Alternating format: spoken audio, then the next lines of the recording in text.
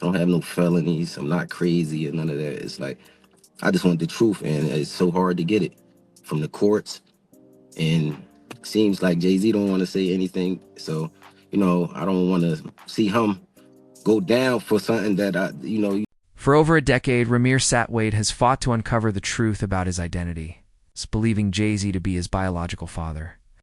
But what began as a personal quest for answers has spiraled into something darker and far more dangerous.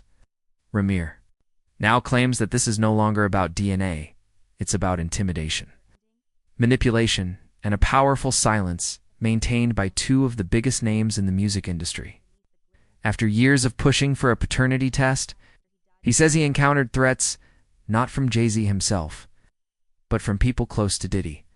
According to Rymir, he was warned repeatedly, leave Jay-Z alone, stop the digging, and drop the case. But he didn't. Time ago, they're not friends now. They don't like each other, and yeah, 50 has taken every shot, especially when Diddy has been... Instead, he says he uncovered a disturbing alliance, a so-called brotherhood between Jay-Z and Diddy that functions not just as a friendship, but as a protective barrier meant to suppress uncomfortable truths.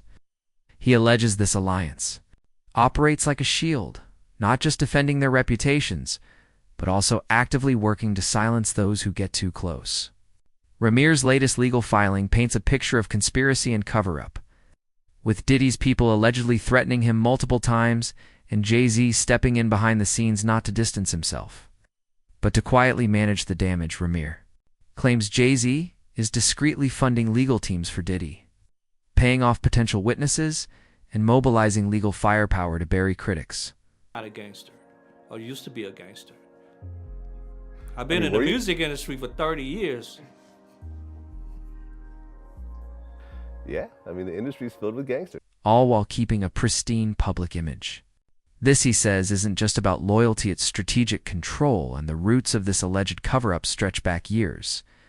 When Rymir's mother, Wanda, tried to force a paternity test in 2010, the case became entangled in legal roadblocks that he believes were intentionally put in place. Jurisdictional issues, procedural dismissals, and even false statements by Jay-Z's attorneys, such as denying property ownership in New Jersey, allowed the case to stall, definitely. One of those statements was later admitted to be untrue, and Rymir argues it wasn't an error, but deliberate fraud. Now, more than a decade later, he's accusing the same legal team of obstruction and deception, and claims the court system enabled it all.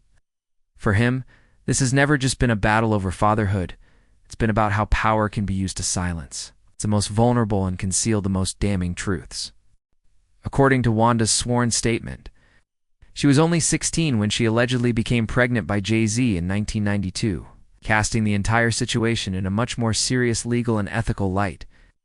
If a paternity test ever confirms what Rymir believes, so why wouldn't I believe my mom? Like, we could have been settled this, and it only takes a conversation and some words. I'm not a hateful guy. I don't hate anyone. I'm not after nobody. I'm not trying to see no one downfall. But this is just some things that just went through court, and they just expected me to just sit there and just take what they were saying. I can't. The implications for Jay-Z could be far-reaching and deeply damaging. But this isn't just about a single allegation. It's about a larger pattern that Rymir says connects back to Diddy, revealing a network of protection rather than coincidence. Jay-Z and Diddy's connection goes back decades. They've stood by each other through nightclub incidents, courtroom drama, and now a wave of civil accusations. One particularly troubling case points to a 2000 after-party where both men are accused of horrific acts involving a minor, claims that have now resurfaced in legal filings. Jay-Z has denied all wrongdoing and has promised to retaliate legally against accusers, while Diddy has remained largely silent. Behind the scenes, Rymir alleges Jay-Z is working overtime to preserve that silence, pulling legal and financial levers to contain the damage. The longer you look, the more disturbing the picture becomes. The 1999 nightclub shooting that nearly ended Diddy's career. Just different things that's not really beef though. That's just competitive energy. Competitiveness. All right, so you and Diddy, you and Puff cool? No, I don't really rock with him. Okay. The hushed fallout from Jay-Z's alleged assault on Lance Rivera, these aren't isolated events, Rymir argues, but pieces of a larger pattern of shielding and damage control. To the world, they're cultural icons. But Rymir describes them as gatekeepers of a tightly controlled machine, one built on intimidation, silence, and deep pockets that extend far beyond music profits. And according to him, Diddy isn't even the one orchestrating it all. He's just the public face. Rymir believes that pulling at these threads starts on... But after that major documentary comes out on Diddy, then you're going to start to hear more and more about... unraveling a much bigger fabric, one that's woven through the music industry's upper tiers. His case, he says, is just the beginning.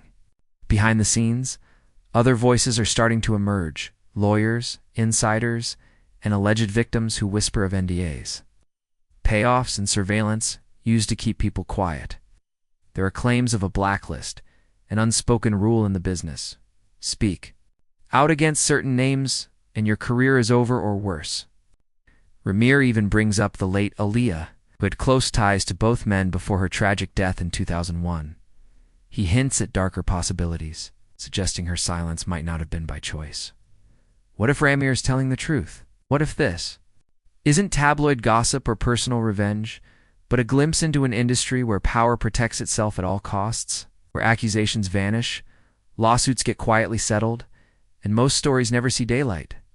Rymir is trying to break that cycle. His lawsuit isn't just about one man, it's aimed at the entire apparatus he believes covered it all up. Judges, lawyers, and executives who, he claims, helped build the structure that kept his voice from being heard. I gotta fight for all of us, I will, but I won't let the court systems just walk over me. I won't let Jay-Z, I won't let no one just walk over me and tell me something because y'all just saying this. I want the truth. And if we can't go to the Supreme Courts, the regular courts, to find out the truth, what are they here for? Yeah, all right, we'll get to the legal things that you've been through, the bath. He says the resistance has been fear-sealed documents, behind-the-scenes threats, and even judicial pressure trying to erase his claims. But for Rymir, this fight has grown beyond bloodlines or fame. He's now targeting what he calls an empire constructed on deceit, determined to bring it into the open, no matter how many try to shut him down.